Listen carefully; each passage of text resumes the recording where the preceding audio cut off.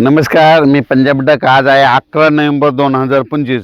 मी जात आहे भुसावळकडे, जळगावकडे जात आहे आणि हे अजंठा लेणी जवळ आहे. तर या ठिकाणाहून महाराष्ट्रातल्या शेतकऱ्याला अंदाज देणारे 8 वाजून 39 मिनिट झालेत आणि राज्यातल्या सर्व शेतकऱ्याला सांगू इच्छितो की राज्यामध्ये आणखीन 11 तारखेपासून तीव्र थंडीची लाट वाढत जाणार आहे. म्हणजे 11, 12, 13, 14 राज्यात आता 15 दिवस चांगली तीव्र थंडीची लाट राहणार आहे. म्हणून हा अंदाज लक्षात घ्यायचा. सध्या तर राज्यात काय पाऊस येणार नाही, म्हणून हा अंदाज सर्व शेतकऱ्यांनी लक्षात घ्यायचा. राज्यात सांगायचं झालं तर पूर्व विदर्भ, पश्चिम विदर्भ, दक्षिण महाराष्ट्र, उत्तर महाराष्ट्र, कोकणपट्टी, खानदेश, मराठवाडा सगळीकडं म्हणजे असे 15 दिवस तीव्र थंडीची लाट राहणार आहे. म्हणून हा अंदाज सर्व शेतकऱ्यांनी लक्षात घ्यायचा. ज्यांना गहू पेरायचा तर पेरू शकता, चना देखील पेरू शकता. त्याच्यानंतर राज्यातले सर्व मका काढायची असेल तर ते देखील काढू शकता. म्हणजे सर्व शेतकऱ्यांसाठी आनंदाची बातमी. तीव्र थंडीची लाट येणार आहे. राज्यात थंडी वाढतच जाणार आहे, म्हणून हा अंदाज लक्षात घ्यायचा.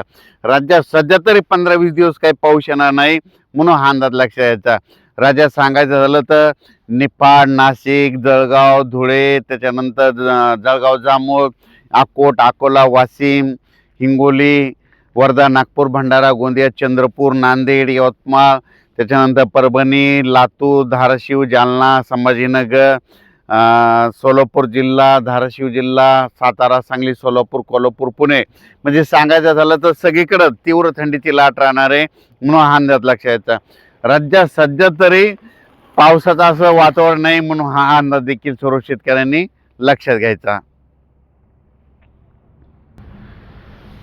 राज्यातल्या ऊसतोड कामगारासाठी आनंदाची बातमी. राज्यात सध्या तरी पावसाचं वातावरण नाही, अवकाळी सध्या पाऊस काही येणार नाही, म्हणून हा अंदाज लक्षात घ्यायचा. कारखानदारासाठी आनंदाची बातमी, उत्पादकासाठी आनंदाची बातमी, त्याच्यानंतर हरभरा पेरणाऱ्यासाठी आनंदाची बातमी, गहू पेरण्यासाठी चांगली बातमी. कारण की राज्यात सध्या तरी पावसाचं वातावरण आहे. राज्यात मात्र फक्त आता थंडीचंच वातावरण राहणार आहे, म्हणून हा अंदाज लक्षात घ्यायचा. मग सांगायचं झालं तर ही थंडी सगळीकडेच राहणार आहे, म्हणून हा अंदाज लक्षात घ्यायचा. जितकी थंडी जास्त येईल तितकं गहू पेरणीसाठी पोषक वातावरण, जितकी थंडी जास्त हरभरा पेरणीसाठी पोषक वातावरण असं, म्हणून हे अंदाज लक्षात घ्यायचा. राज्यात म्हणजे सांगायचं झालं तर ही म्हणजे जास्त थंडी उत्तरेकडून वारे येत असल्यामुळं राज्यात आणखीन आता 13, 14, 15च्या दरम्यान दिवसा देखील असं थंड वाटेल, म्हणजे अशी थंडी जाणवणार आहे, म्हणून हा अंदाज लक्षात घ्यायचा.